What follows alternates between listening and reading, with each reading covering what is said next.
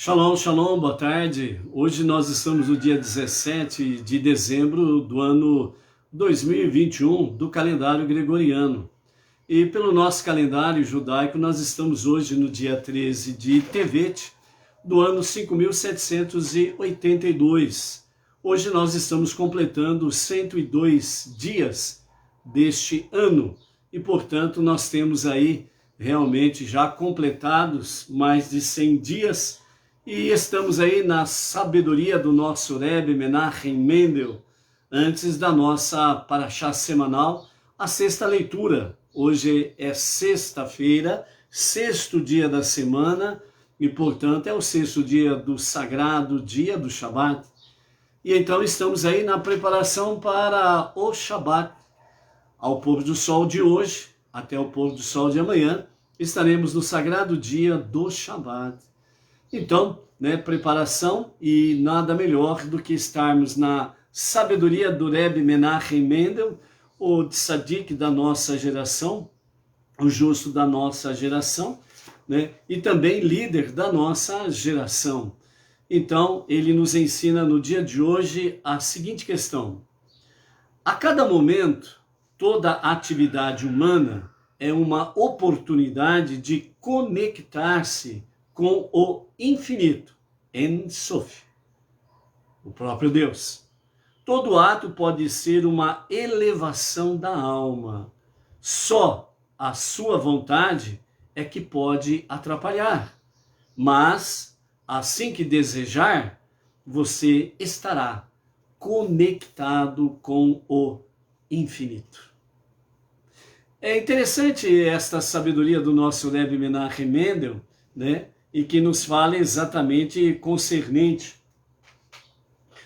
concernente a esta conexão com o En Sof, o infinito. E nada, absolutamente nada, pode ser comparado ao infinito. Por quê? Porque na realidade só há um infinito, En Sof, o próprio eterno. O soberano dos mundos, o criador de tudo que existe no mundo visível e no mundo invisível. Seja dentro da ótica do mundo como universo, em que o nosso planeta está entre esse universo, com mais de 200 bilhões de galáxias, portanto, o universo é muito grande, mas não é infinito. Assim como nesse universo, tudo que está visível e tudo que está invisível, ele o criou. Dentro da ótica de mundo inferior, que é o mundo de Asiá que nós habitamos e o universo onde nós habitamos. Então, nesse mundo físico, tudo que há nele de ordem visível e ordem invisível, ele o criou. Dentro do aspecto espiritual, tudo ele criou. Ou seja, como diz a sabedoria dos nossos mestres, o que havia antes? Somente o zero absoluto. Só ele existia. Não havia espaço para nada, porque só ele existia. Só ele. Porque tudo mais era o famoso zero absoluto. Nenhuma partícula. Nada. Só ele existia. E então, pelo seu infinito amor, porque tudo nele é En Sof, infinito, a sua luz infinita, o seu amor infinito, o seu poder de criação infinito, as suas misericórdias infinitas, etc, etc e etc. Só ele é En Sof. Então, não havia espaço para mais nada. Só ele. Mas aí, movido pelas suas misericórdias, pelo seu amor, então ele fez Tzimtzum, que significa ele, o todo, retraiu-se. E ao retrair-se, ele criou um espaço e nesse espaço ele criou o universo. Então o zero absoluto deixou de existir, porque ele fez Tzimtzum, ele retraiu-se para criar um espaço, e nesse espaço ele criar um universo com mais de 200 bilhões de galáxias. E entre estas coisas todas, ele colocou ali um planetinha chamado Terra, e ali ele criou o Jardim do Éden, o Gan Eden. E ali ele colocou, depois de criar tudo aquilo no campo mineral, vegetal e animal, aí ele criou o primeiro homem e na sequência a primeira mulher, o primeiro casal ali se estabeleceu. Nesse planeta que nós chamamos de Terra. Por isso, amados, este mundo ele é maravilhoso. Ele o criou. Alguma coisa feia? Não. Ele o criou. Então, portanto, né, quando nós, isso é para dar uma visão do Ein Sof, o infinito que ele é. É uma pequena visão, certo? Mas para nós podermos entender um pouco desta dimensão. Ou seja, dentro dessa dimensão que nós estamos, nessas mais de 200 bilhões de galáxias, mesmo o Eterno fazendo Tzimtzum, nada está fora dele. Ele criou esse espaço e criou todo esse universo que está nele e não fora dele. Está nele. Nada existe fora dele. Por isso que o universo existe, porque o universo está nele. Ele é Ein Sof. O universo ele é finito. E como conjunto finito, ele cabe dentro do conjunto infinito. Essa é uma regra que se aprende dentro da matemática desde o princípio da escola. Então, nós estamos nele. Por isso, o nosso Rebbe diz que toda atividade humana é uma oportunidade de conectar-se com o infinito, com Deus. Ele é o infinito. Todo ato deve ser uma elevação da alma. Ou seja, se nós tivermos, além desta visão, nós tivermos realmente a determinação, eu determinar para mim mesmo que tudo que eu fizer nas minhas atitudes, nas minhas palavras, nos meus pensamentos, nos meus sentimentos, tudo o que eu fizer, eu tiver essa conexão, ou seja, em fazer para a elevação da minha alma, então eu vou procurar fazê-la da melhor forma para que ele seja exaltado na minha vida e através da minha vida. Então, se nós tivermos esta visão e colocarmos em prática, nós estamos conectados com o infinito. Assim como a Torá, ela é infinita, porque a Torá é a expressão da verdade absoluta de Deus. E como isto é, ela também é infinita. Por quê? Porque a verdade, na sua essência, ela é infinita. Por quê? Porque o seu Criador é infinito. O único obstáculo que pode acontecer nessa história toda, como diz o nosso Rebbe, é só a sua vontade é que pode atrapalhar isso. Por quê? Porque Deus deu em toda a sua criação ao ser humano, somente ao ser humano, o poder do livre-arbítrio. Então o ser humano é que decide se faz ou não a vontade divina. Se de fato se conecta ou não com o Ein Sof, o infinito. Então somente a sua vontade é que pode atrapalhar tudo isso. A vontade do ser humano. Por isso, amados, quando você olha para o mundo e você vê o mundo de ponta cabeça, é porque o ser humano decidiu ficar de ponta cabeça. E ao ficar de ponta cabeça, as coisas não andam legal.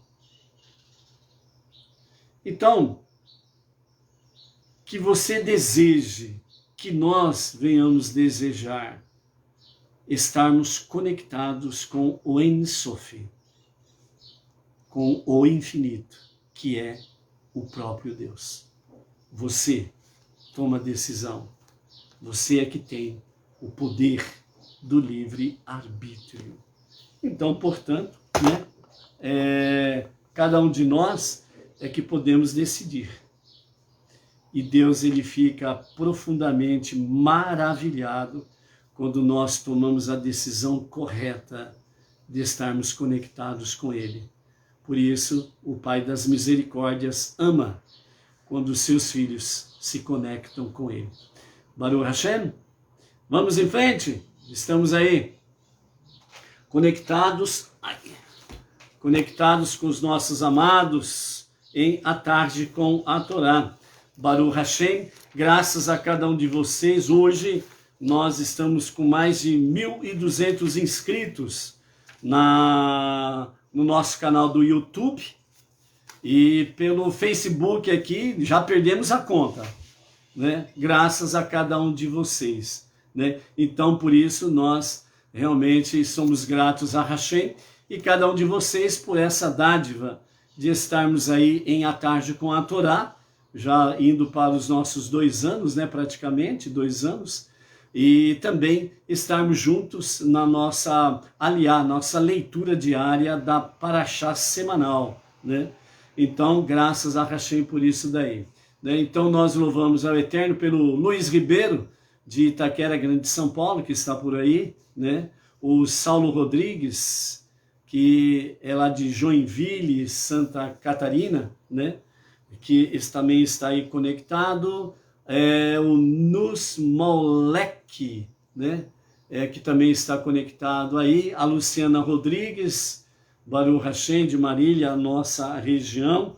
Também nós temos aí, né, a conexão com o Mário Medeiros, de Três Lagoas, o Jorge Kovacs, de Chavantes, ao interior de São Paulo, a Rosa Maria Simplício, de Farias, a Cris Rocha, de Embu das Artes, interior de São Paulo, né? Temos aí a conexão com o nosso Roberto de Freitas, de Brasília.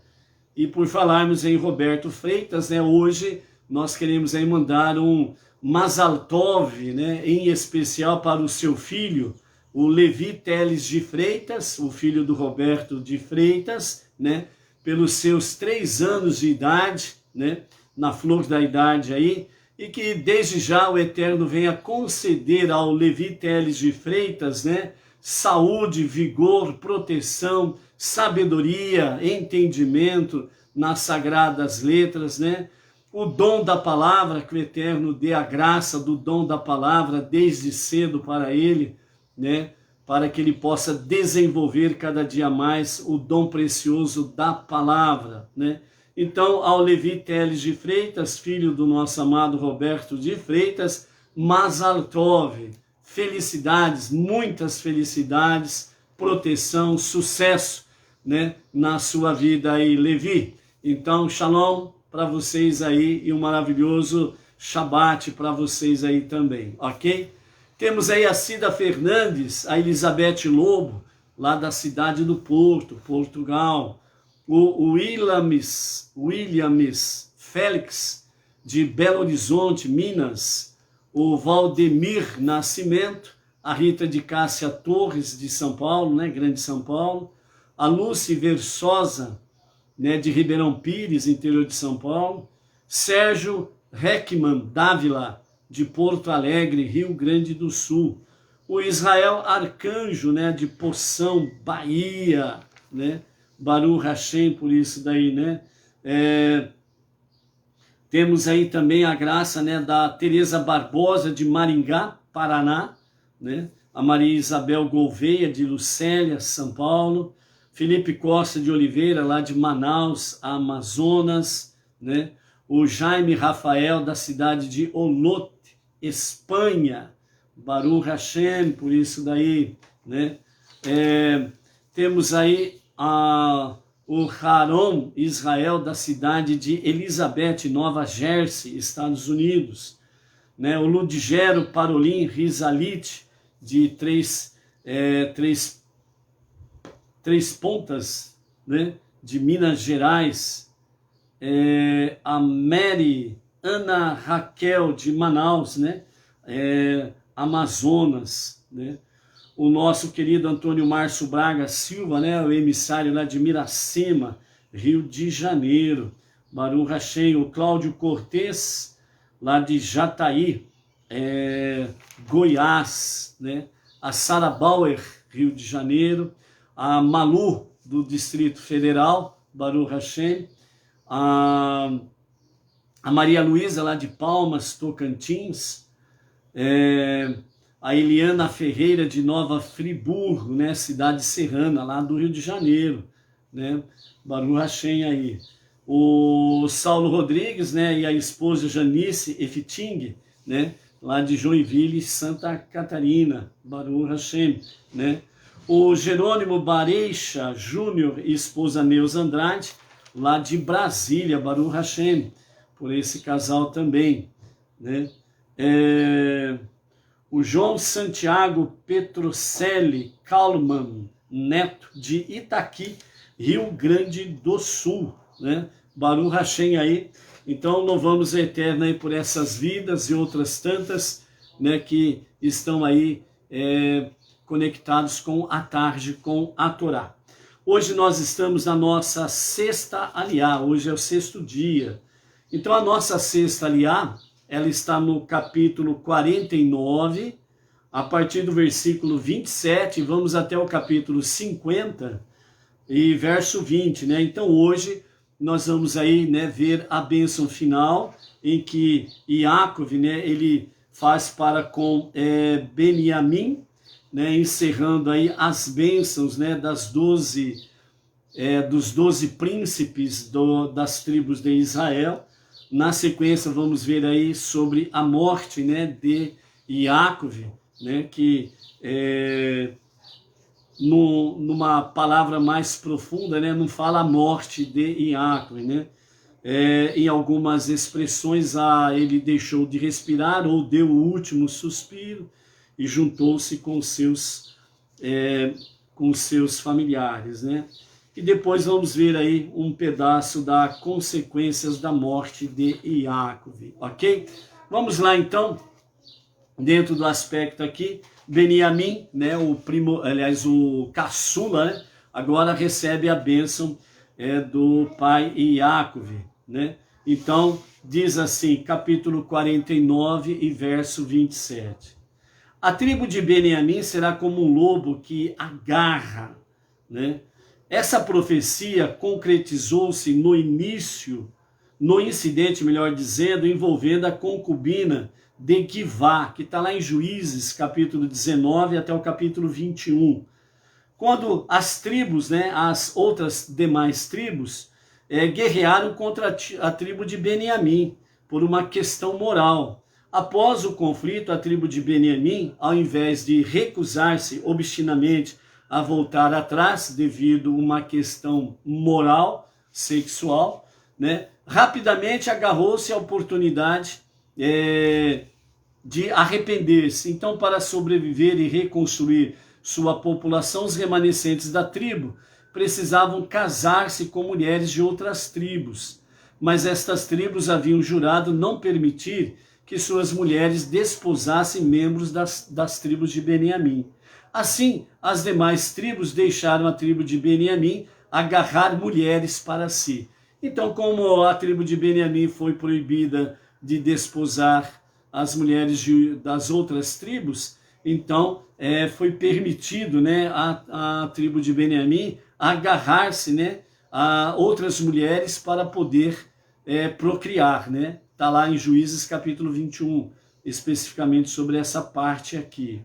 Então Yaakov prosseguiu. Posteriormente, no futuro, um descendente de Beniamim lutará com seus inimigos como um lobo que agarra sua presa e a arrebata de seus donos, agarrando essa conduta repulsiva e aproximando-se dela para fins sagrados.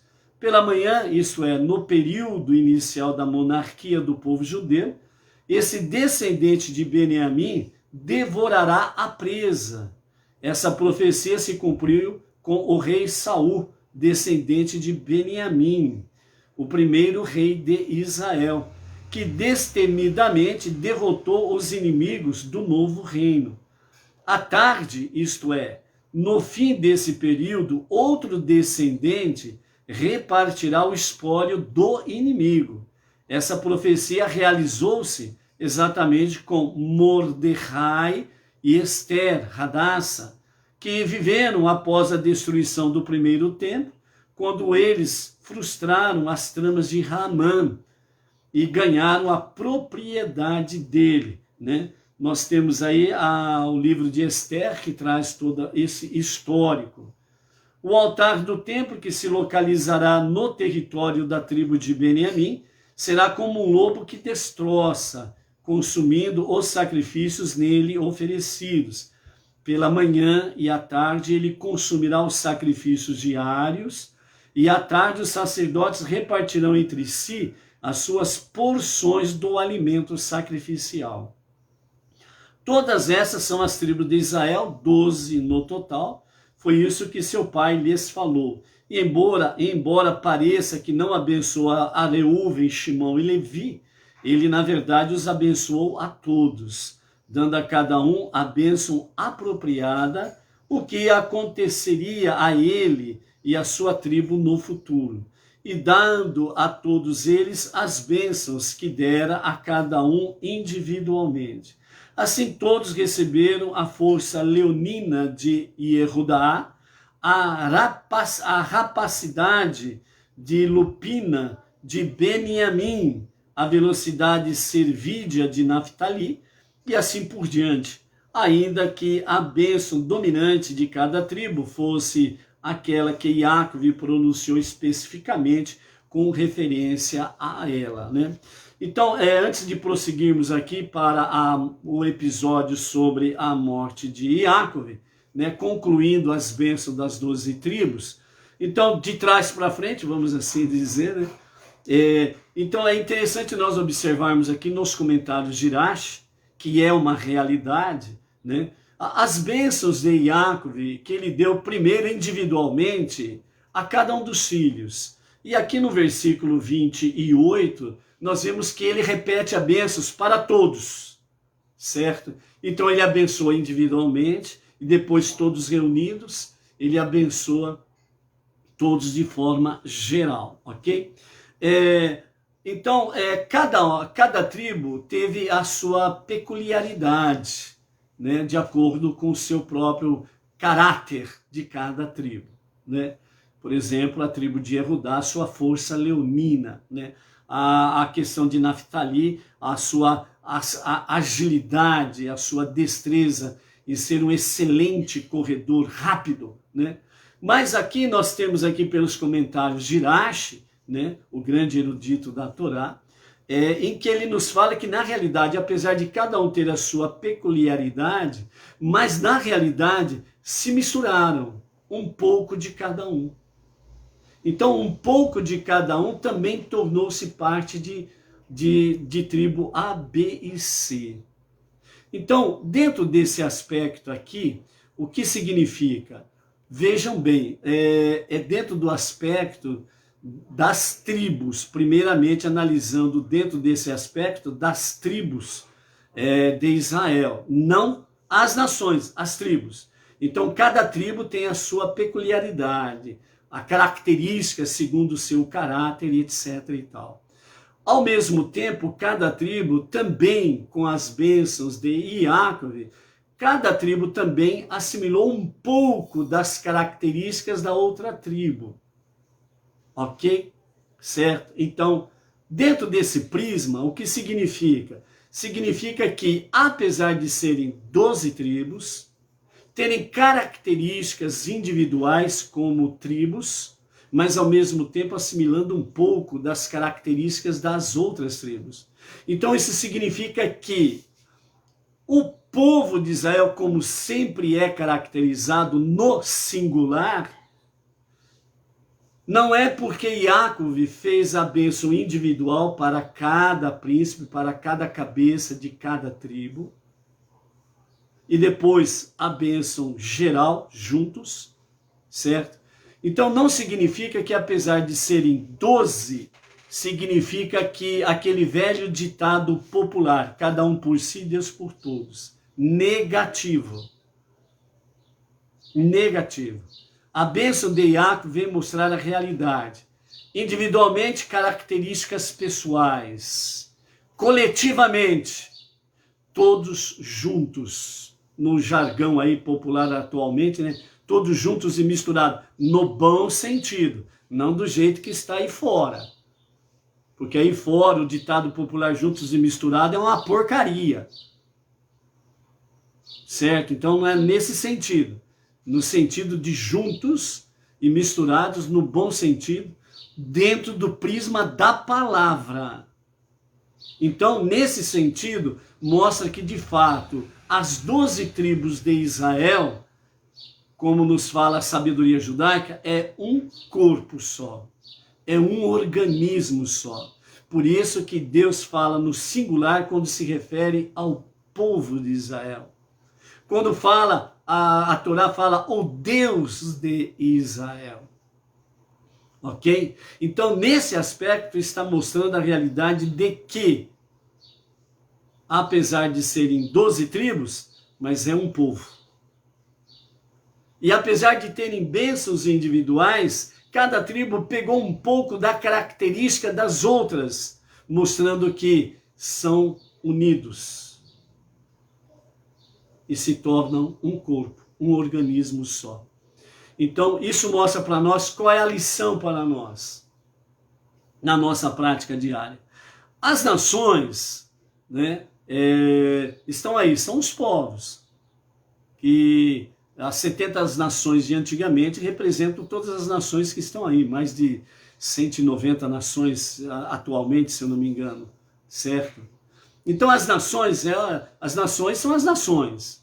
Mas quando o povo não judeu, as pessoas não judias, vêm para o monoteísmo com fundamento judaico e com orientação rabínica, então o aprendizado para nós precisa ser dentro dessa mesma ótica. Que significa que, apesar de nós sermos diferentes em características, né, em questão de caráter, personalidades A, B e C, nós precisamos aprender, através das bênçãos de Jacob, que nós precisamos ter unidade.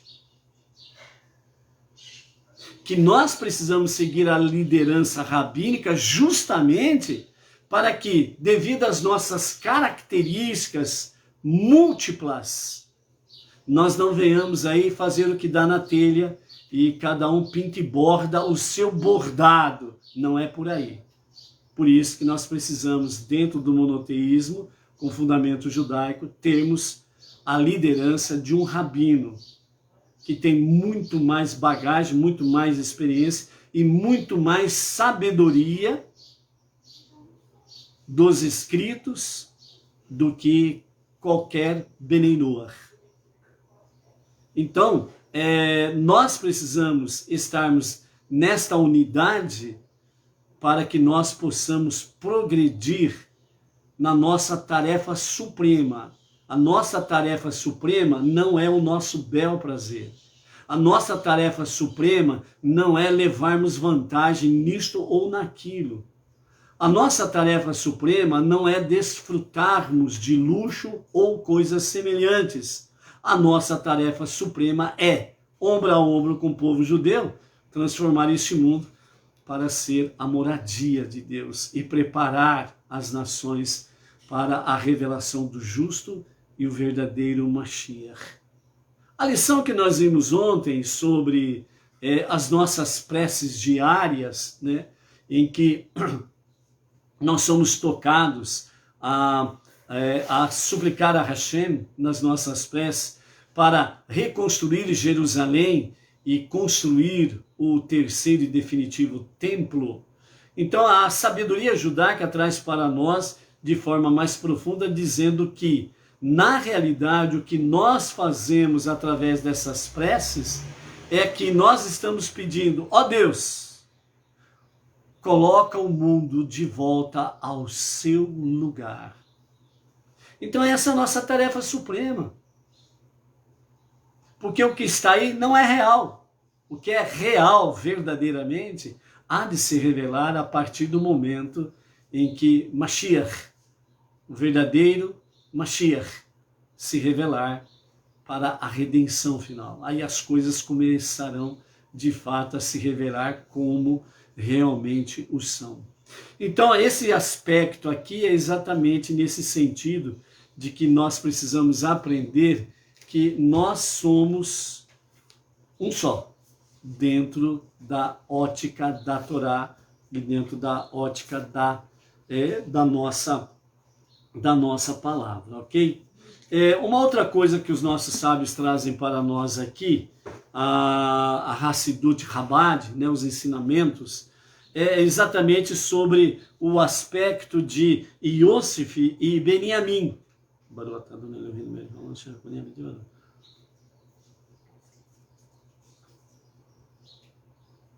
Então nós temos aqui nessa bênção final exatamente sobre a questão da bênção de Benjamim, ok? O irmão mais novo de Yosef. Então nesse aspecto aqui, os nossos sábios, eles trazem para nós a seguinte reflexão na Hassidut, ensinamento. Yosef, o tzadik superior, e Benjamim, o tzadik inferior. Um tzadik, individualmente, perfeitamente justo, é uma pessoa que causa a revelação de Deus neste mundo. Então, essa é a questão do tzadik, é trazer a revelação de Deus para esse mundo. Então, essa é uma característica em que nós precisamos aprender dentro da sabedoria judaica, né? Quando a gente começa muito a usar o eu digo, eu falo, eu faço, eu isso, eu aquilo, a gente sempre trazendo o nosso eu em primeiro lugar, é um perigo. E é algo que tem que ser colocado de lado na nossa prática diária, né? Então o foco, né, sei, eu, não sei o que, eu, não sei o que lá. Então essa é uma questão aí que o eu está em foco e não o que estamos fazendo. Então por isso, quando nós usamos muito o eu, nós estamos exaltando o nosso ego. E isso é perigoso, porque nós podemos cair na egolatria, a idolatria do ego. Nós poderemos cair na bebedeira, né? Ficarmos bêbados com o nosso ego. A sabedoria é algo fantástico. Mas se nós não tivermos a devida humildade do aprendizado, nós nos embriagamos com a sabedoria. E aí nós nos tornamos ególatras. Certo? E nesse mesmo aspecto nós ficamos movidos pelo egocentrismo. O nosso eu em foco. E eu estou em evidência. Isso é um perigo. Então, o verdadeiro tzadik, aqui na Hassidut, diz assim: o foco é para que esta pessoa, que nós, de fato, estejamos fazendo com que a revelação de Deus nesse mundo seja algo real. Então o foco é a revelação de Deus, e não eu. O foco é revelar a presença divina, a unidade e a unicidade de Deus. E preparar o mundo para a redenção final com a revelação do justo e verdadeiro Mashiach. Então esse é um cuidado que nós precisamos ter. E esse é o princípio em que a Hassidut traz para nós. Então, um tzadik individualmente perfeitamente justo é uma pessoa que causa a revelação de Deus neste mundo. Essa é a preocupação fundamental dele. Então o eu está lá atrás, está lá para baixo. Deixa o eu quieto, deixa o meu ego lá. É Deus o foco e não eu o foco. Em geral, há duas maneiras possíveis de ele alcançar essa meta. Uma abordagem é que o tzadik pode agir como um canal sagrado, pelo qual a revelação divina é trazida dos céus para este mundo. Uma outra consideração é quando um tzadik trabalha com o mundo aqui embaixo, tornando-o mais aberto e receptivo à revelação divina vinda de cima. Então nós temos aqui o exemplo de Yosef e Benjamim. Segundo Zohar, ele relata assim: é a distinção fundamental entre os dois filhos de Rachel, Yosef e Benjamim. Ambos eram de Tzadikim, que trouxeram revelação para o mundo. Mas Yosef, ele era um tzadik superior, que canalizava esta revelação dos céus para a terra, enquanto Benjamim era um tzadik inferior, que trabalhava para tornar o próprio mundo mais receptivo à espiritualidade. Então essas características espirituais também eram identificadas dentro de suas vidas físicas, no seu dia a dia, na sua vida secular. Yosef era o provedor do Egito que canalizou as imensas bênçãos de Deus no mundo, alimentando e sustentando milhões de pessoas. Por outro lado, Benjamim é descrito como um agarrador, cuja tarefa sagrada era capturar o mundo físico e trazê-lo para o lado da santidade. Então aqui nós temos essas duas abordagens, Yosef e Benjamim. Yosef era o provedor, ele fazia o quê? Ele alimentou, realmente todo o Egito e o mundo existente na época, onde ele canalizou as imensas bênçãos de Deus no mundo, alimentando e sustentando milhões de pessoas. Então, dessa forma aqui, Yosef, ele usou a sua função para trazer a presença de Deus. Ele usou a necessidade das pessoas para revelar a presença divina.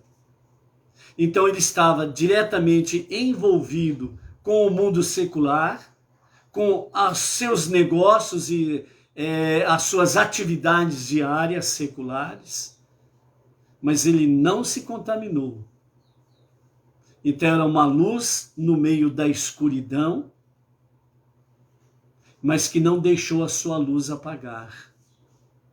Não se deixou influenciar pelas ações, atitudes negativas das pessoas. Não se deixou envolver pela idolatria, pela libertinagem que as pessoas se envolviam. Muito pelo contrário, ele fez inclusive com que os homens viessem a circuncidar-se. Então ele trouxe uma revelação divina muito forte.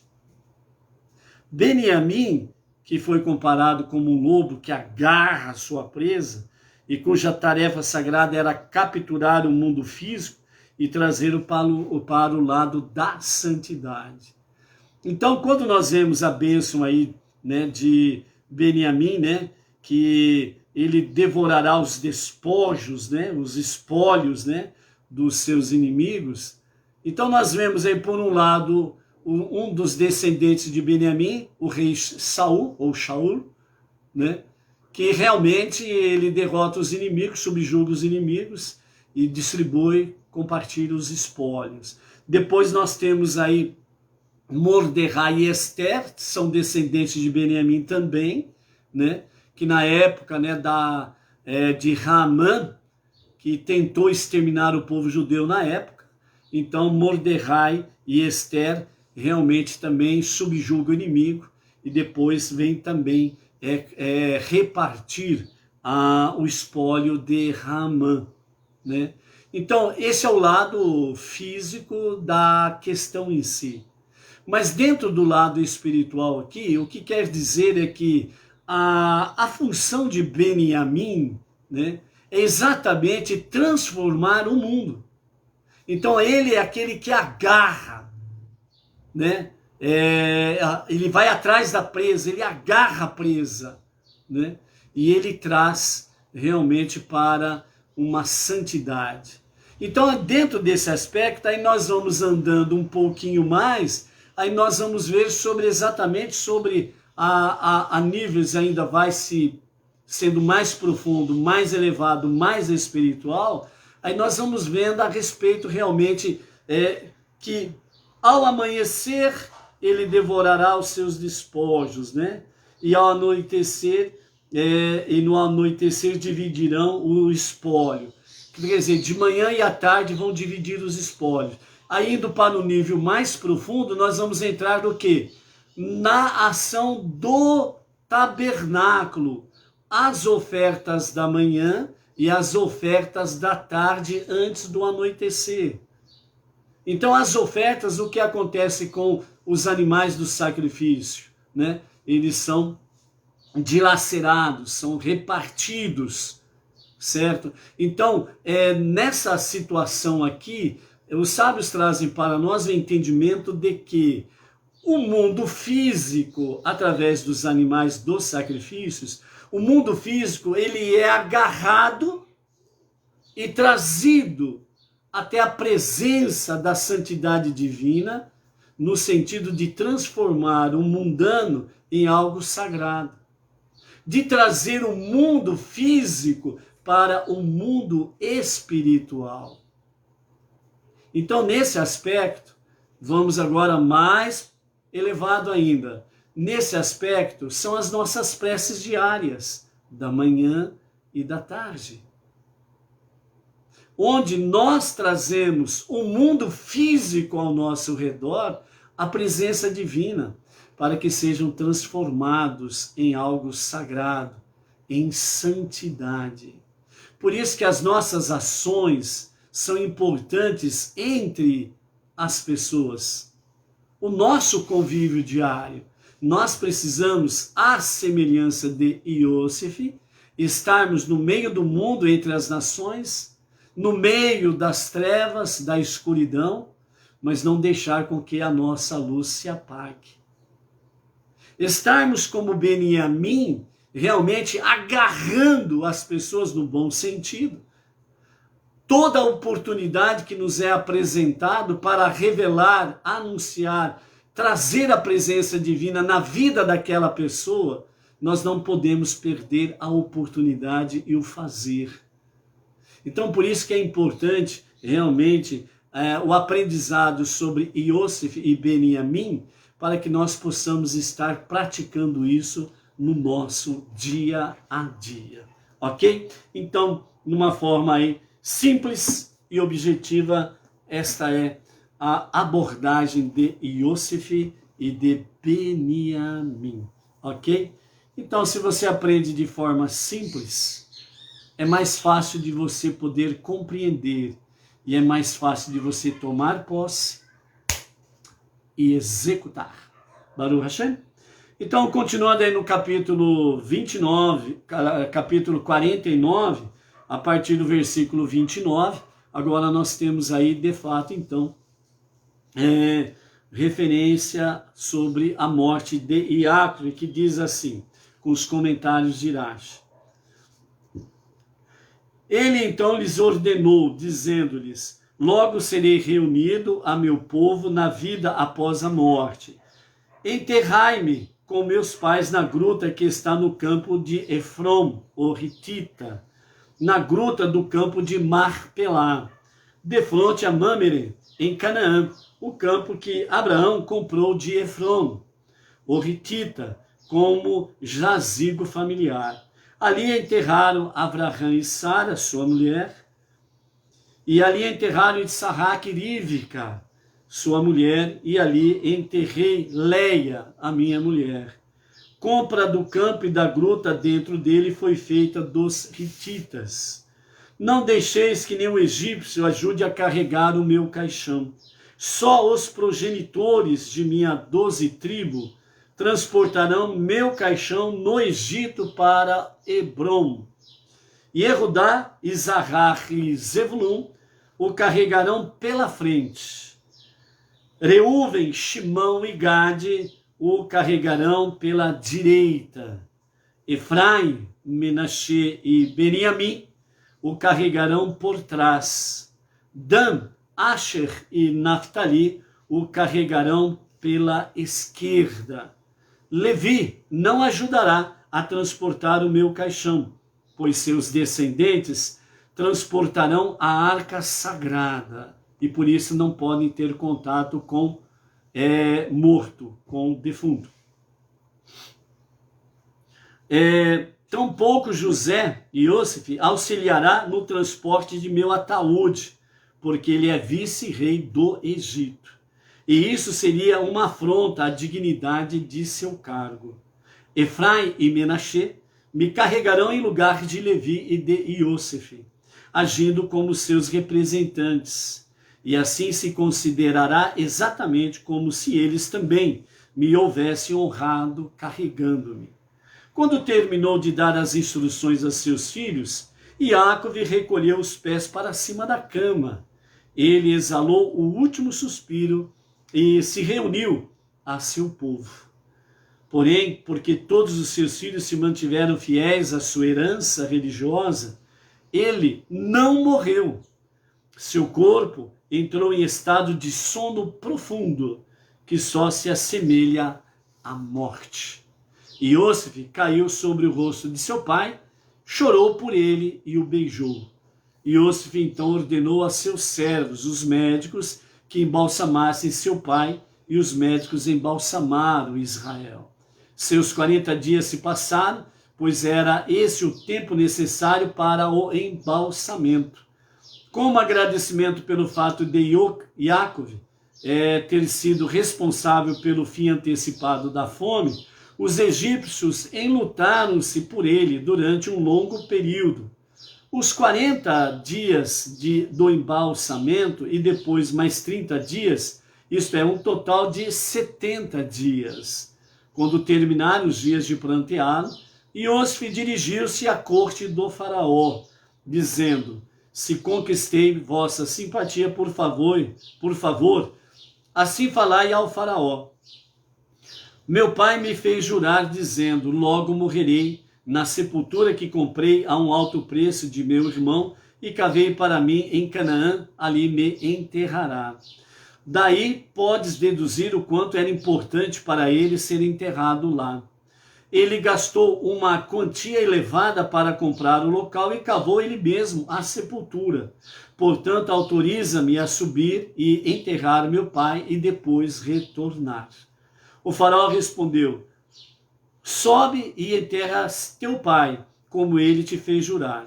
Se Iosef não houvesse jurado, o faraó não teria permitido que ele removesse os restos mortais de seu pai do Egito. Teria preferido que o túmulo de Iacove se tornasse mais um santuário egípcio. O faraó não sugeriu a Iosef que quebrasse seu juramento, pois sabia que Iosef, por sua vez, poderia ameaçar envergonhá-lo, quebrando outro juramento que fizera, a saber, o voto de não revelar a ninguém que ele falava hebraico e o faraó não falava. Isso nós vimos lá atrás, esse pacto entre o faraó e Iosef. Então Iosef subiu a Canaã para enterrar seu pai, e com ele subiram todos os servidores da corte do faraó, os anciãos de sua corte e todos os anciãos do Egito, seguidos por toda a casa de Iosef, seus irmãos, a casa de seu pai. Só deixaram suas crianças, seus rebanhos e seu gado em Goshen. Carruagens e cavaleiros também subiram com ele, uma comitiva muito numerosa. Chegaram em Goren-Hatá, eira cercada por uma sebe de espinhos, que está além do Iarden, do Jordão, melhor dizendo. Os reis das cidades, estados de Canaã, e os chefes das clãs ismaelitas souberam que ele chegava e, presumindo que os filhos de Iacove pretendessem conquistar a terra, juntaram-se ali para travar guerra contra eles. Contudo, quando viram um cortejo fúnebre, compreenderam que não era esse o propósito de sua vinda.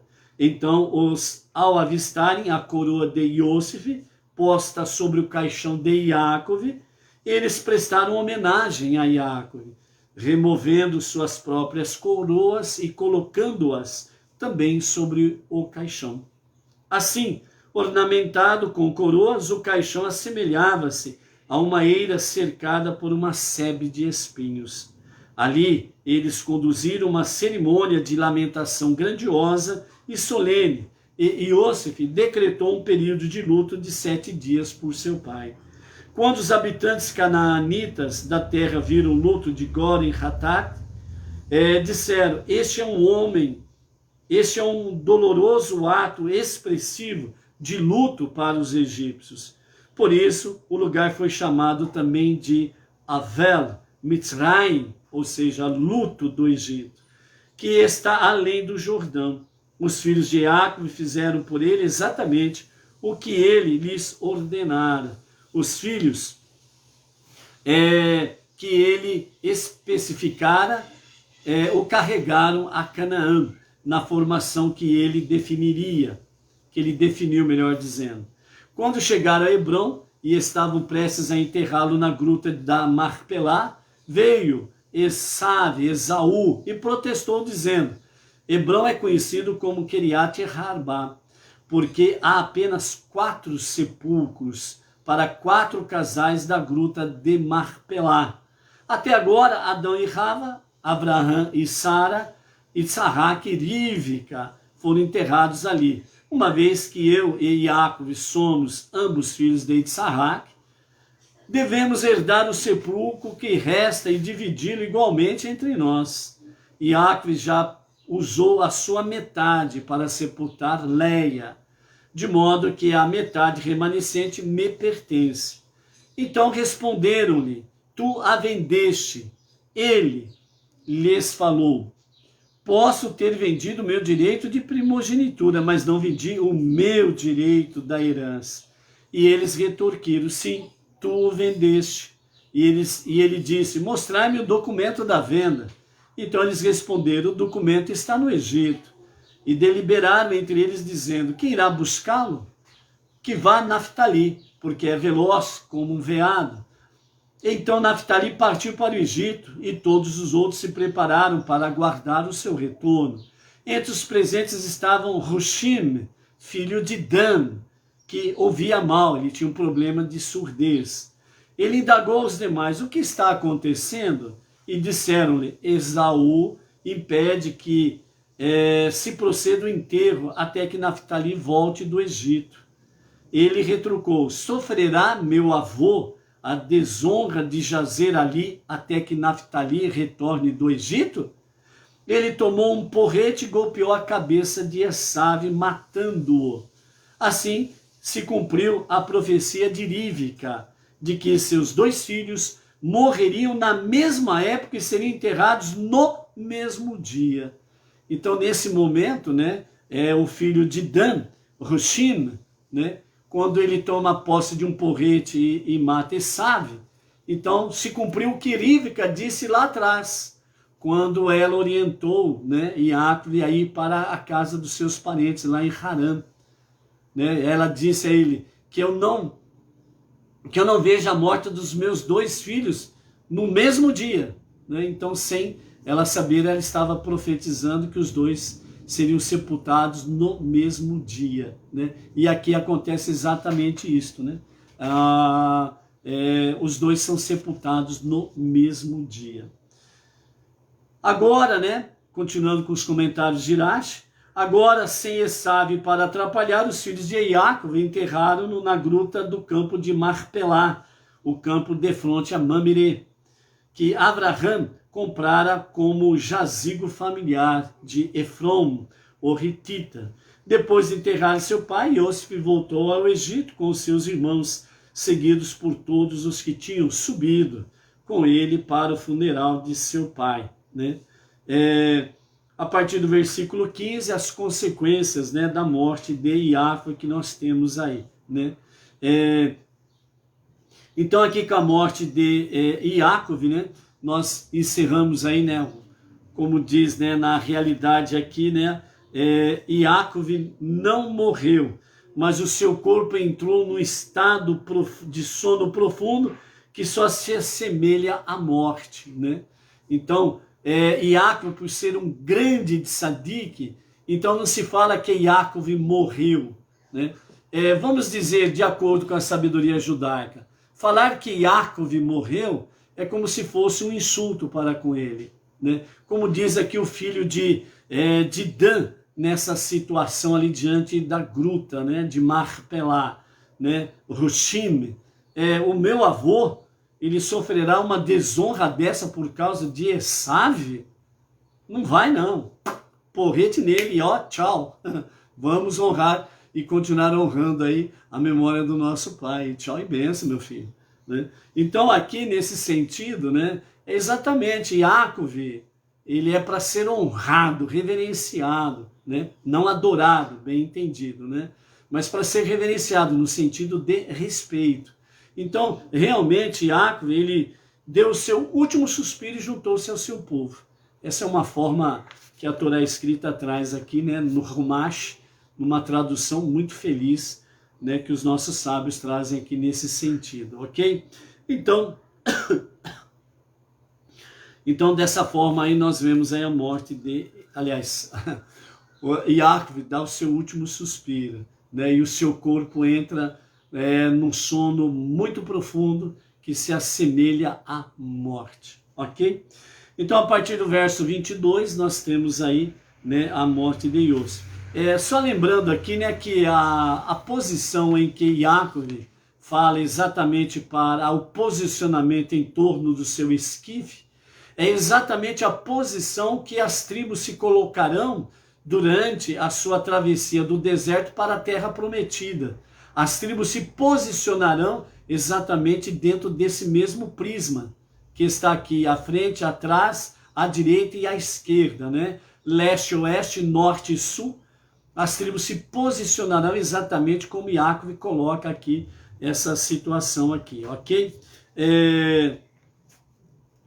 Então, a partir do verso 15 do capítulo 40, já estamos no capítulo 50, né? Já estamos no capítulo 50 aqui. A partir do versículo 15, vimos consequências vamos ver as consequências da morte de Iacov, né? A separação de Iacov do seu povo, que diz assim com os comentários de Rashi. Enquanto Iacov era vivo, Yosef regularmente convidava os irmãos para jantar e se confraternizava com eles de outras maneiras também, com sinal de respeito a seu pai. Após a morte de Iacov, Yosef parou de fazer isso. Quando os irmãos de Yosef perceberam essa mudança em seu comportamento, agora que seu pai estava morto, disseram: talvez Yosef nos odeie. Se assim for, ele certamente nos retribuirá todo o mal que lhe fizemos. Então os filhos de Leia, com os quais Yosef originalmente estivera em conflito, enviaram esta mensagem a Yosef, por intermédio dos filhos de Bilá e Zilpá, com quem ele sempre tivera relações mais amigáveis, e mandaram a seguinte mensagem: antes de morrer, teu pai deu esta instrução. Assim direis a Yosef: por favor, perdoa agora o crime de teus irmãos e sua transgressão, de haverem te tratado cruelmente. Na verdade, Iacov não dera nenhuma instrução desse tipo, porque jamais suspeitava que Yosef nutrisse algum ressentimento para com seus irmãos. Os irmãos mentiram a fim de promover a paz na família. Eles prosseguiram: e agora, por favor, perdoa esse nosso crime. Se não nos perdoares em consideração à ordem de teu pai, porque ele está morto, então nos perdoa por sermos nós, como tu, os servos do Deus de teu pai, que é eterno. Enquanto os mensageiros lhe falavam, Yosef chorou.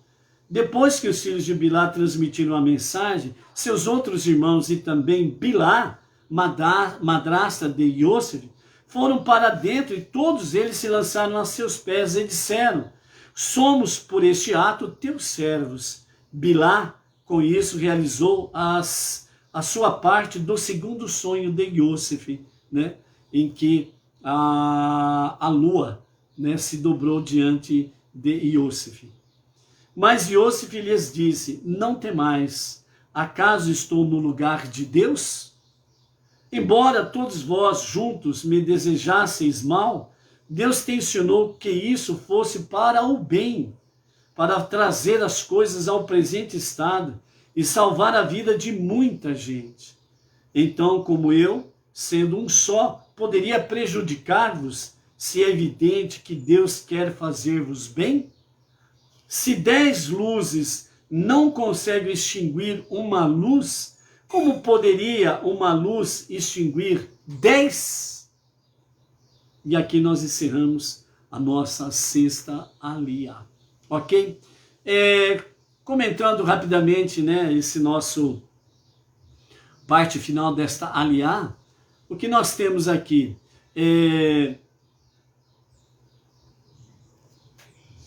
Yaakov, ele não deu esta ordem para os seus filhos, para falarem segundo aquilo que os mensageiros levaram para Iosif, né? Aquela mensagem, nosso pai disse tal coisa. Yaakov não disse isso, por quê? Porque Yaakov, ele não tinha nenhuma prova de que Iosif nutria algum ressentimento pelos seus irmãos, muito pelo contrário. Yaakov, ele tinha certeza que Iosif, ele amava verdadeiramente os seus irmãos. Então ele não se preocupou com isso daí.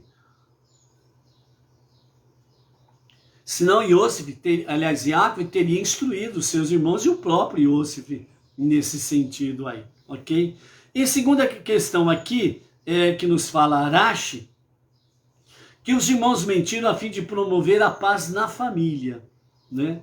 Então, dentro desse aspecto aqui, os nossos comentaristas, os nossos sábios falam que os 12 filhos de Yaakov eram de Sadiquina, eram pessoas justas.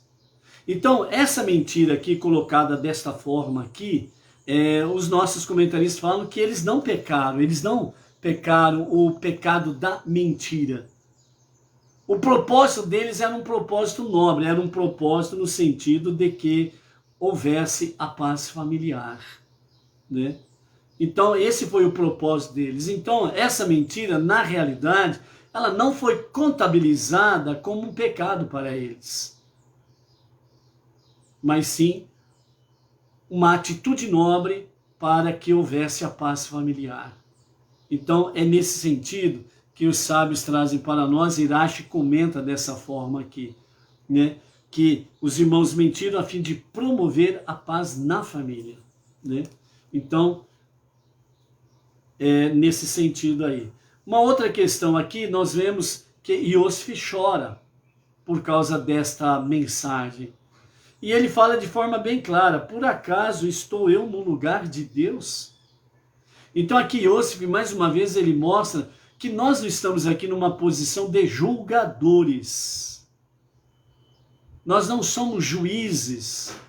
Somente o Eterno é Dayan Haemet, o juiz verdadeiro. Ponto. Acabou. Não tem discussão sobre isso daí. Ok? E outra questão que nós temos aqui para avaliar também, né, nos nossos comentários, Iosif mostrou claramente nos seus argumentos que, apesar deles lá atrás terem um princípio de desejar o mal para ele todavia não desejou o mal deles, mas ele quis mostrar para os seus irmãos nesse diálogo aqui, que na realidade era tudo uma providência divina. Deus estava nesse negócio. Não é uma questão de vocês desejarem o meu mal, mas é aquilo que realmente Deus determinou, aquilo que Deus planejou, isso que é importante, para o qual nós temos que olhar. Então Deus, na verdade, é Ele que promoveu tudo isso. Qual a finalidade? Para salvar as vossas vidas, a nossa família, e para salvar muita gente. Então, ele estava mostrando para os seus irmãos, nos seus argumentos, que eram bem fundamentados, que eles precisavam também confiar nesses argumentos e não terem dúvidas de que ele, Iosif, tinha algum tipo de ressentimento contra eles.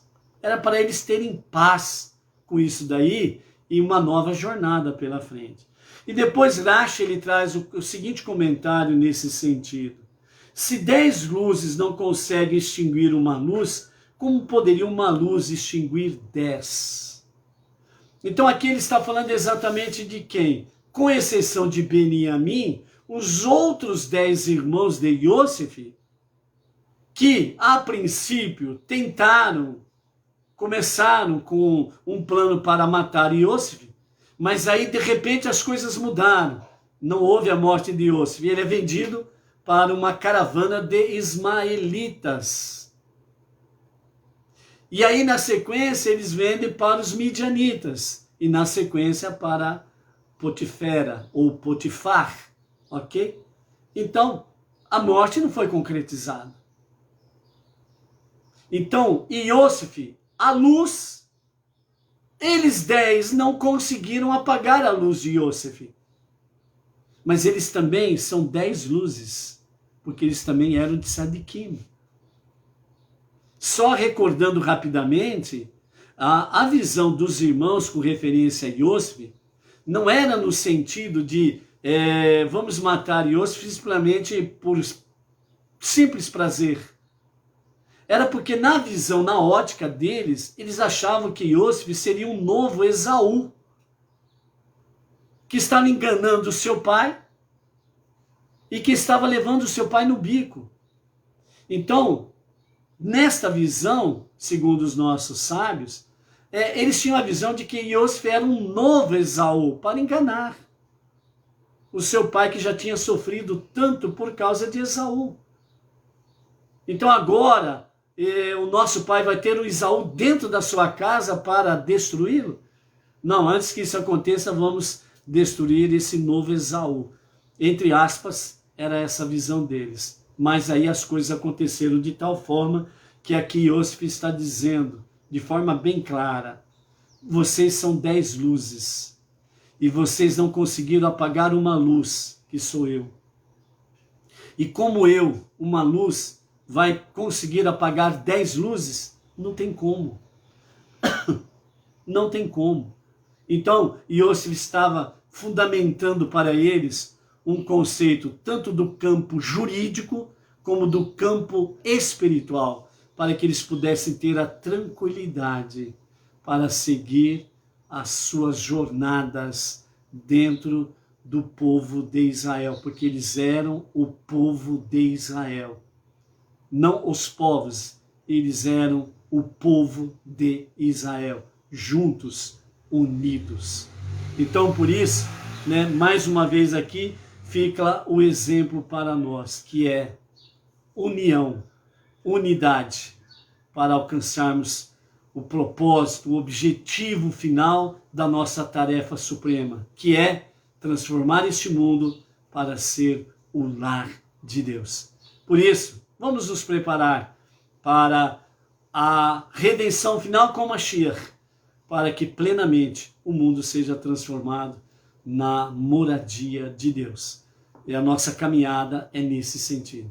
Por isso, uma boa preparação para você, toda a sua família, todas as comunidades, num Shabbat Shalom, com muita presença da luz divina, trazendo renovação de sabedoria, entendimento, compreensão, e possamos seguir em frente na nossa tarefa suprema.